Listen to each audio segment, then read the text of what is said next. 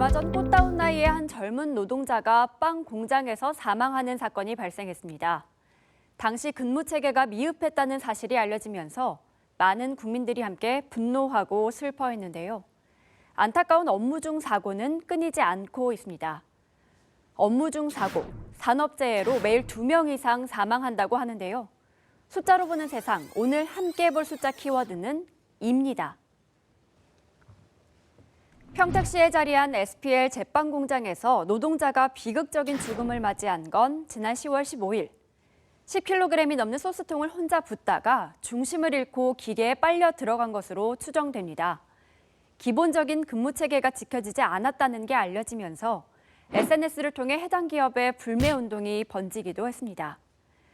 사건이 일어난 지 8일 만에 SPC의 또 다른 계열 공장에서 기계에 손가락이 끼어 절단되는 사고도 발생했는데요.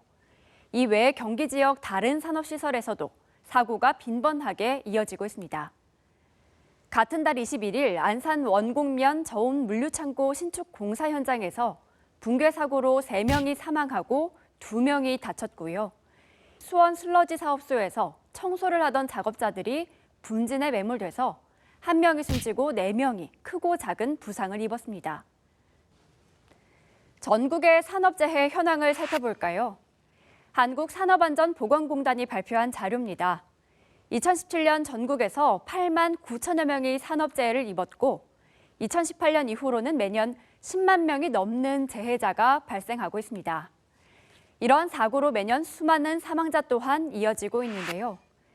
2017년에는 964명이, 2018년과 2019년에는 각각 971명, 855명이, 그리고 2020년에는 882명이 산재 사고로 사망했습니다.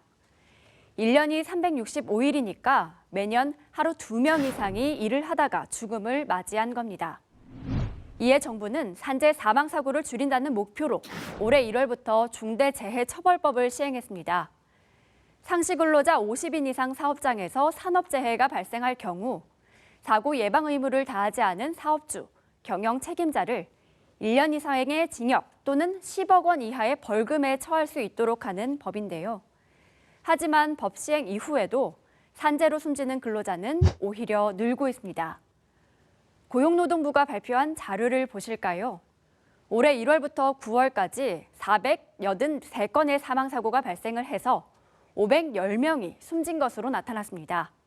지난해 같은 기간엔 비공식 통계로 사망사고 492건, 숨진 이들은 502명이었는데요. 사고 건수는 줄었지만 사망자는 8명, 1.6%가 증가한 겁니다. 이런 재해와 관련한 법칙이 있습니다. 바로 미국 한 보험사에서 근무하던 허버트 윌리엄 하인리히가 소개에 이름 붙은 하인리히 법칙인데요. 1대 29대 300 법칙이라고도 합니다. 간단히 말해서 산업재해 사망자가 1명 나오면 같은 원인으로 발생한 부상자가 29명, 이와 같은 원인으로 부상을 당할 뻔한 잠재적 부상자가 300명 있었다는 통계입니다. 여러 사건이 도미노처럼 발생하기 때문에 이전 단계에서 대처하면 큰 사고 발생을 막을 수 있다는 건데요. 그렇다면 이전 단계에서 사고를 예방할 수는 없을까요? 전문가 이야기를 들어봤습니다. 법인의 최고 책임자는 오너가 거의 처벌 안 받고 넘어가니까 이렇게 산재가 빈발함에도 불구하고 그 고약한 비인간적 구조를 그대로 유지했던 것이거든요. 그래서 중대재해기업처벌법이라는 명칭도 저는 영국처럼 궁극적으로는 기업살인법, 기업이 사람을 죽인다. 그렇게 함으로써 기업들이 사람을 살릴 수 있도록 최선을 다하게 법과 제도와 관행과 인식을 완전히 바꿔 나가야 된다 이렇게 보고 있습니다.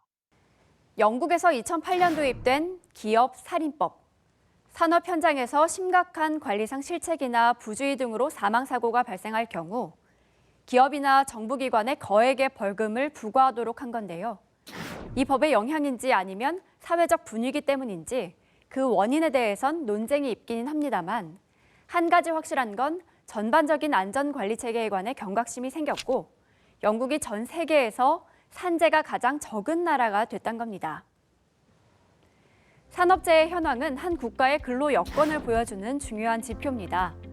지난 10월 한 달 동안 발생한 국내 산재 사망자 수만 무려 356명.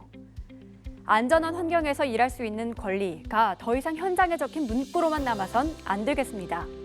숫자로 보는 세상 김효승이었습니다.